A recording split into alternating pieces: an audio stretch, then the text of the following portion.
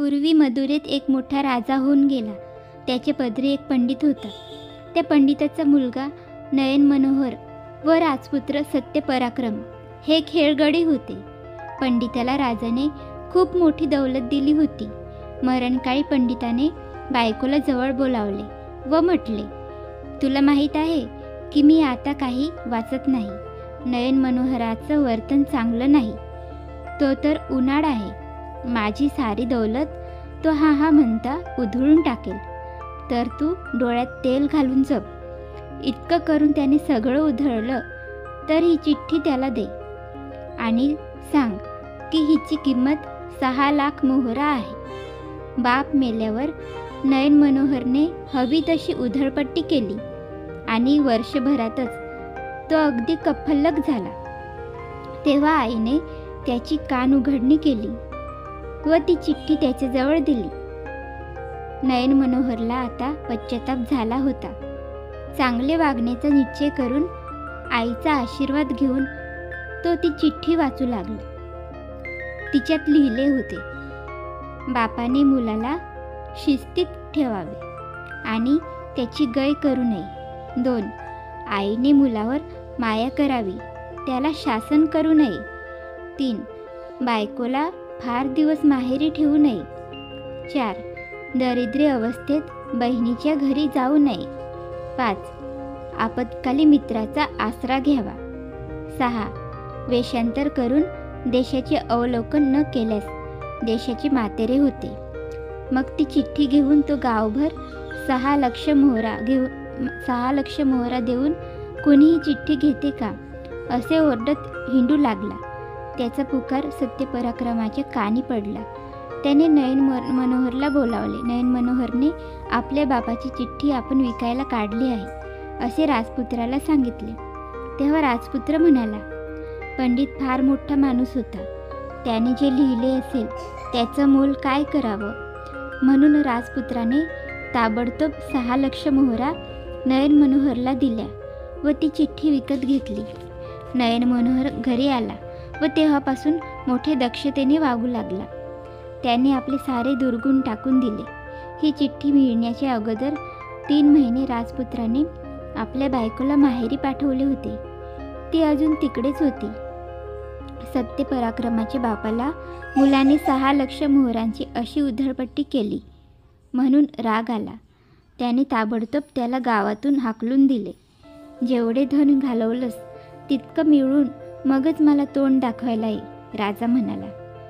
मग ती चिठ्ठी तेवढीच बरोबर घेऊन सत्यपराक्रम घराबाहेर पडला. त्याच्या बायकोच्या अंगावर जड जवाहीर होते. कितीतरी लाख त्याची किंमत होती. आपली बायको आपल्याला त्यातले थोडेसे द्यायला नाही म्हणणार नाही याची खात्री सत्यपराक्रमला होती. तेव्हा त्याने प्रथम तिला पत्र लिहिले, पण बायकोने साफ नकार दिला. तिने लिहिले, ते सारे माझे वडिलांनी दिलेले आहेत. ते विकले तर ते नाराज होतील. तेव्हा निराश होऊन एखादे भिकाऱ्यासारखा भटकत राजपुत्र आपल्या बहिणीच्या गावी आला. त्याची बहीण मोठ्या सेनापतीची बायको होती. पांड्य देशाच्या राजाचा सरसेनापती होता तो. पांड्य राजाला मदुरेचा राजा खंडणी द्यायचा. तेव्हा बहीण आपल्याला मदत करेल असे वाटून सत्यपराक्रम तिच्या घरी गेला व दार ठोठावू लागला. मध्यरात्रीची वेळ होती. मेहुण्याने विचारले, कोण आहे? मी सत्यपराक्रम. चल निघ रे पिशाचा. सत्यपराक्रम यावेळी आणि असा एकटा कधीच नाही यायचा, बहीण म्हणाली. पण सत्यपराक्रमने आवर्जून सांगितल्यावर तिने दार उघडले. पण भिकाऱ्याच्या वेशातल्या आपल्या त्या भावाला बहिणीने घरात घेतले नाही. या भिकाऱ्याला थोडी पेज वाढून घालून द्या रे असे म्हणून तिने दार लावून घेतले. सत्यपराक्रमला फार वाईट वाटले, पण पोटात भुकेने काहूर उठवले होते. तेव्हा तो मुकाट्याने ती पेज प्यायला. उरलेली पेज मडक्यासकट त्याने अंगणात एका बाजूला पुरून ठेवली व तिथून तो निघाला. मग सत्यपराक्रम ऊर्जितावस्था येईपर्यंत सासूरवाडीला राहावे म्हणून तिकडे गेला. मध्यरात्रीची वेळ होती. तो गावात शिरला. त्यावेळी त्याला कुणीतरी हटकले व म्हटले, तू कोण आहेस? मी एक भिकारी आहे. असं? तर मग माझे दिवे वाहून नेण्याचं काम तू कर. मी कोतवाल आहे. ठीक आहे, असे म्हणून कोतवालाचं कंदील हाती धरून सत्यपराक्रम चालू लागला. चालत कोतवाल नेमका सत्यपराक्रमच्या सासूरवाडीजवळ झाला. ओसरीवर सत्यपराक्रमाची बायको कोतवालाची वाट पाहत उभी होती. कोतवाल सत्यपराक्रमाच्या बायकोबरोबर आत गेला. सत्यपराक्रम बाहेरून त्यांचे बोलणे ऐकत होता. आज पानविडा नाही वाटतं. सारी पानं संपली. मग आता तो दिवेवाला आला होता. त्याला सांगतो बाजारातून पान आणायला. कोतवाल बाहेर आला व म्हणाला, ही अंगठी घे व पानवाल्याला दे आणि 50 पानं आताची आत्ता घेऊन ये. अंगठी मी उद्या आणीन. ठीक आहे, असे म्हणून सत्यपराक्रम ती अंगठी घेऊन निघाला.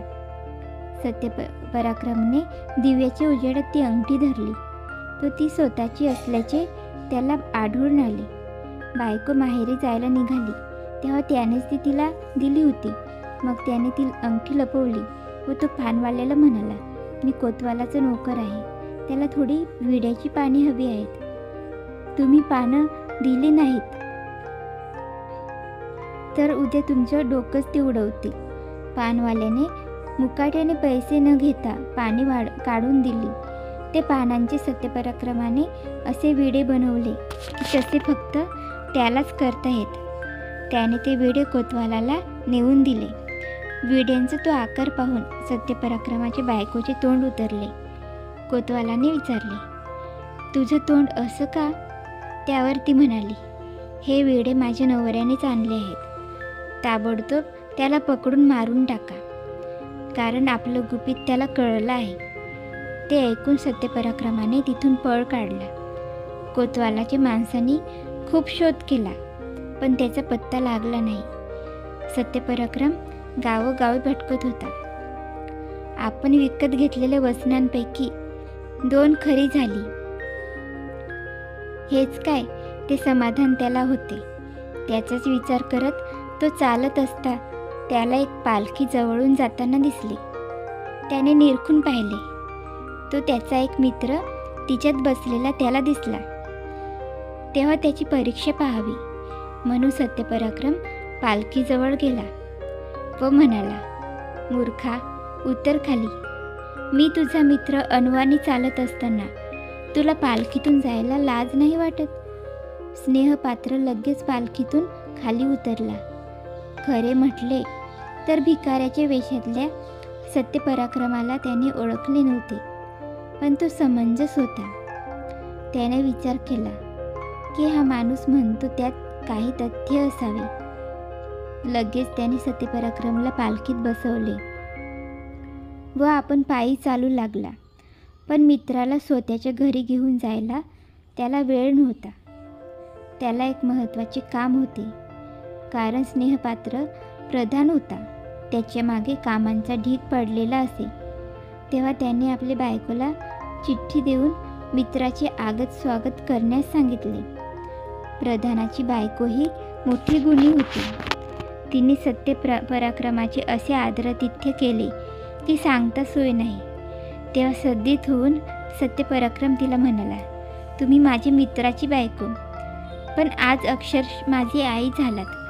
तिने त्याचे हे उद्गार लगेच नवऱ्याला कळवले. स्नेहपात्राला हा खराच मित्र आहे की कुणी तोतया आहे याची शहानिशा करायची होती.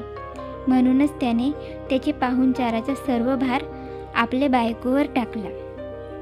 खरा मित्र असेल तर तो मित्राच्या बायकोशी अदबीने वागेल. कुणी लफंगे असेल तर अतिप्रसंग करू पाहिजे.